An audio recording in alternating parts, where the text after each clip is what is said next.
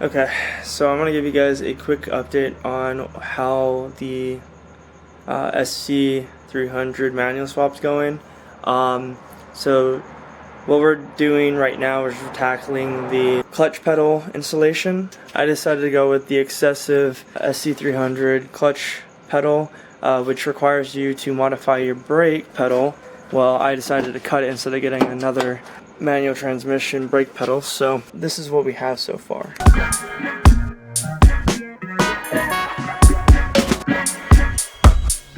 Search everywhere.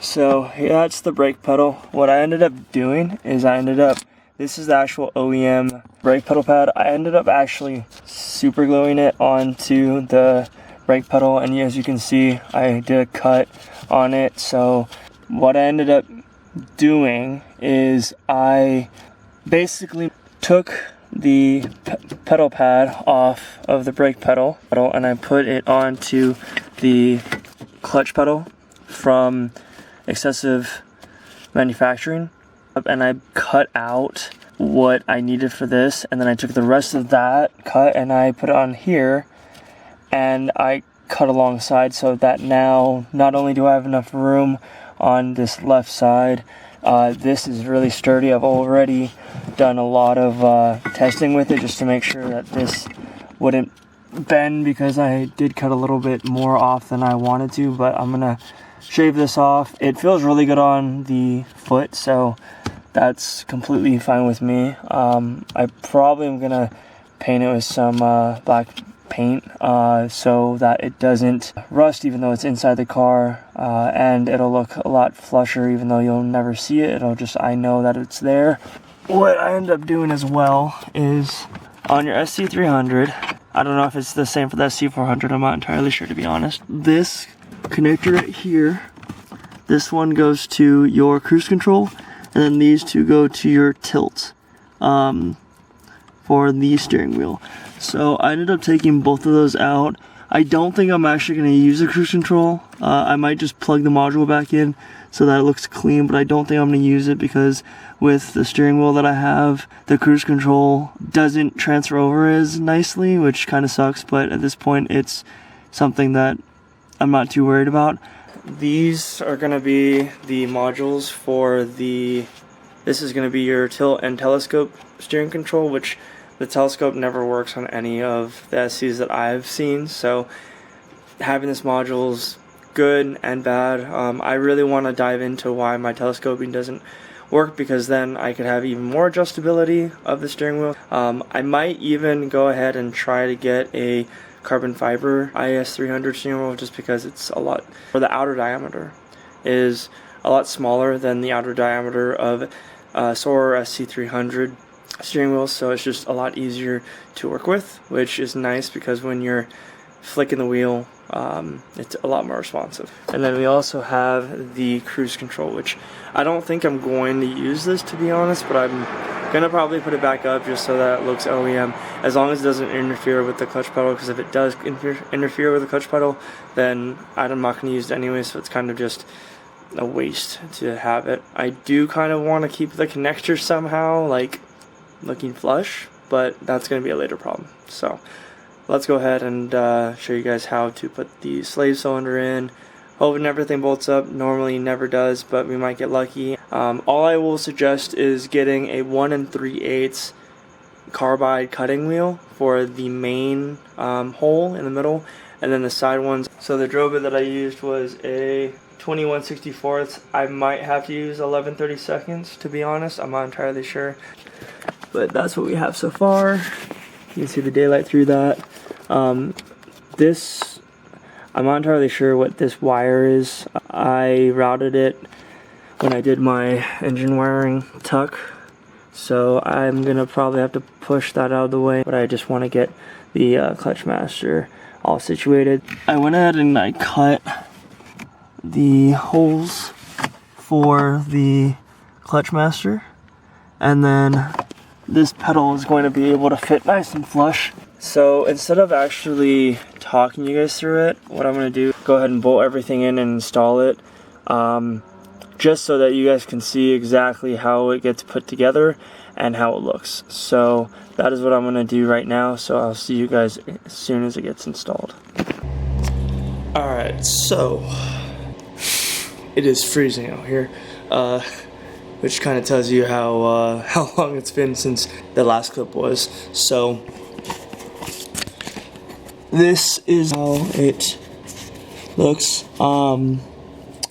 This fitting right here, that fitting, is the banjo bolt. There's 2 screws that are provided. One's down there, and then the other one is right there. So, and I have it plugged off because I don't want any contaminants to get into it, into that cylinder. And then I actually, so this is pretty cool, the setup that I have, because the package comes with this fitting right here, but it comes with this fitting right here.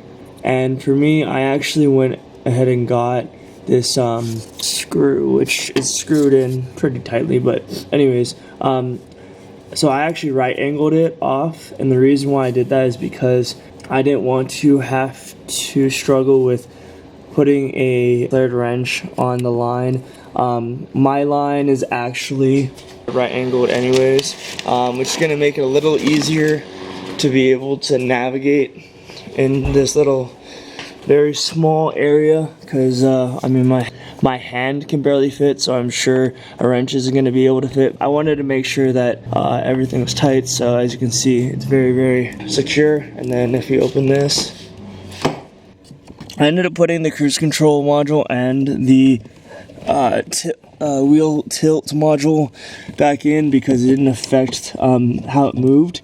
Electrical is not really my strong suit, so I just wanted to make sure everything was in nicely.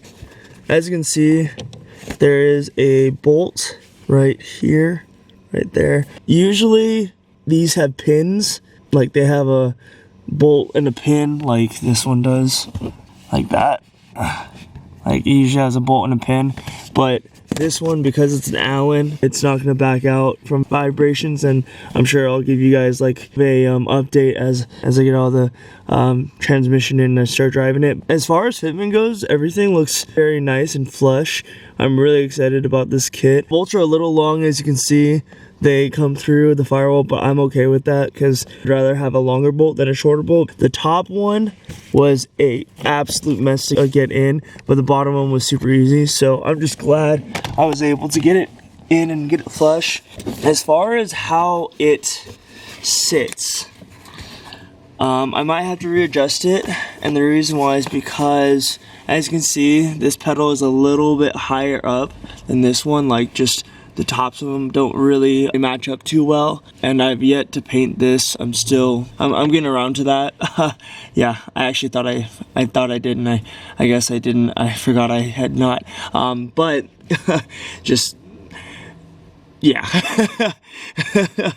you think you did something and then you didn't. But the only problem I really have is my foot will come in contact with this every now and then. I've been pressing down on it, just messing around when I drive in this car, and it has a nice spring to it because I think the clutch slave, like the actual piston in there, is very strong, so it has really nice return. It doesn't just go straight to the floor, which is really, really cool. But other than that, it looks somewhat OEM. If this was cut a little bit better, which I'm going to make it look a little bit nice and a little bit more flush, and then I'm going to just spray paint it in here.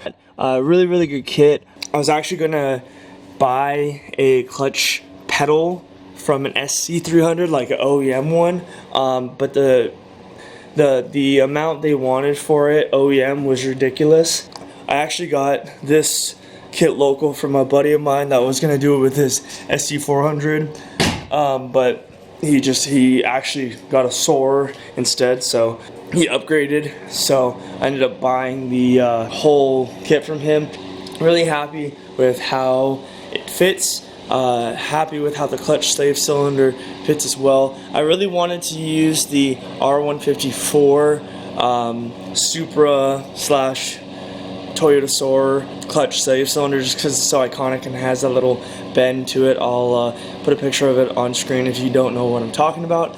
But unfortunately, because of the hydraulic pressure that the T56 needs, with it being a internal slave and not a external, it needs more pressure. And so the Celica, the 1994-5 Celica that Xcessive Manufacturing uses, because it has more hydraulic pressure and you need that extra hydraulic pressure to separate and disengage the clutch, using a heavier clutch, you know, a racing clutch, a 6-pucker, that's what I'm using. So I'll keep you guys updated on that, on how it feels.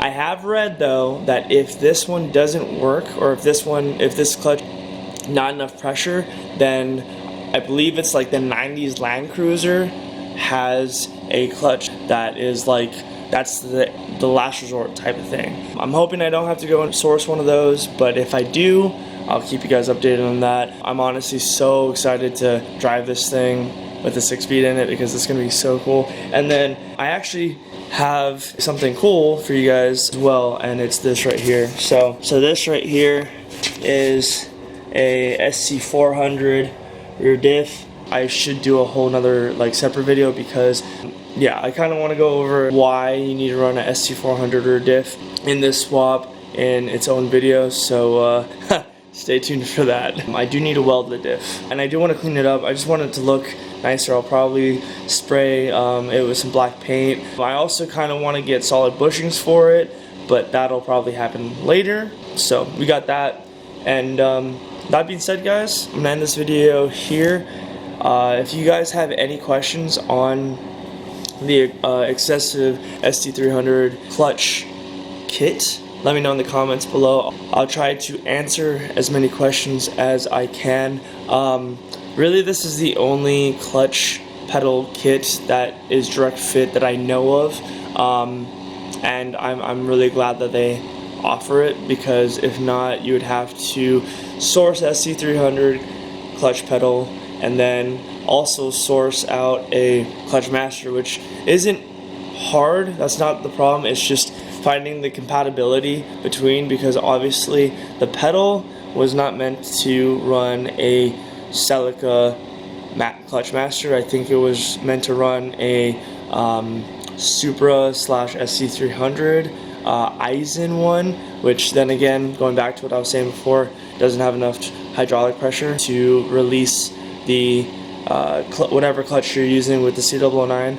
And I hope you guys found this video entertaining and also helpful, because that's more important than entertaining in my videos anyways. That being said, don't forget to like, subscribe, and comment to the channel. Let's grow this channel up and have fun while doing it. That's the new motto for the channel, is always having fun.